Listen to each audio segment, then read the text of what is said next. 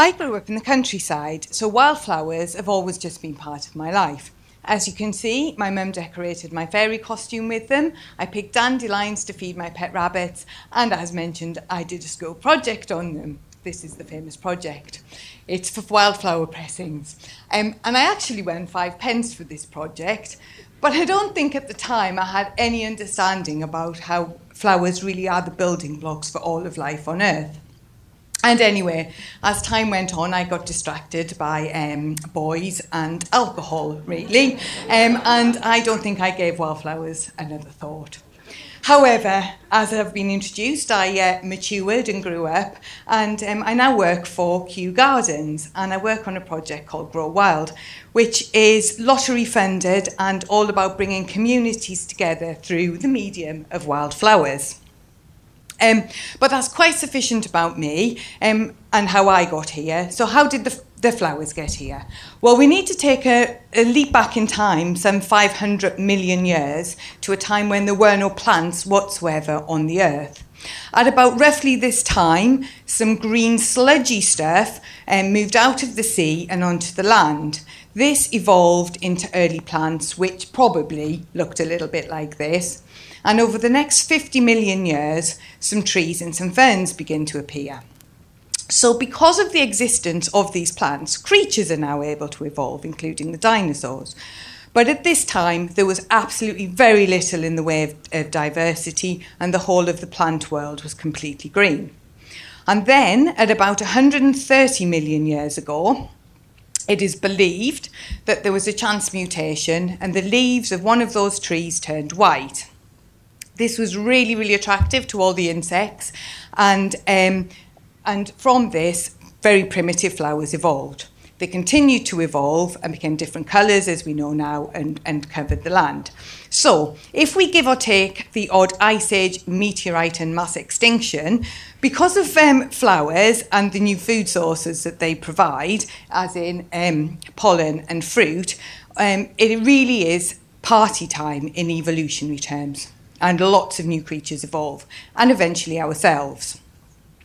Once we did evolve, we absolutely loved wildflowers, and we brought them into all our cultures and our ceremonies. We wrote songs about them, we wrote books about them, and we painted them.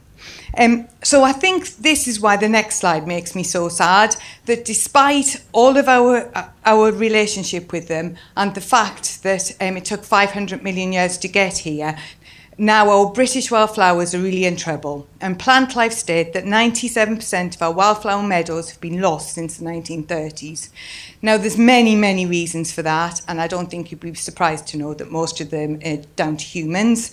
But the one that saddens me personally the most is our desire to make our public and open spaces so sterile. We seem to want it simply green again. Now, obviously, if we do lose the flowers, bees are going to be one of the biggest casualties, and you may well have seen this poster. But actually, this isn't true, or not strictly true, because some of our crops are wind-pollinated, like wheat and rice. However, do not party yet, because you won't be having any of these items at it, and they're things I like at a party. Our friend Evolution probably could come up with a solution to this, but as you know by now, she's not really a quick worker. And in the short term, we probably would face serious economic hardship and possibly famine. So that's all a bit doom and gloom. I need you all to keep calm, because I'll be keeping calm by having a glass of wine in about 2 minutes, and I'll still be having my customary 6 cups of coffee tomorrow morning. But most importantly, I still have 3 slides left to persuade you to do something positive. So you could sow your own. This is some native red campion that I've sown in pots outside my house in the suburbs of Cardiff. If you choose to do this, please could you do me a favour and make sure they're UK native species? Or if I've really inspired you tonight, you could take part in a project. These photos are of the project that I mentioned earlier that I now work on, but there are many, many others run by your local wildlife trusts or nature reserves. But finally, if you take nothing else from this presentation, I would really like you to stop thinking of them as weeds and see them for what they really are, the building blocks of life that not only make your life a lot more tasty, but a lot more colourful too. Thank you. Diolch yn fawr.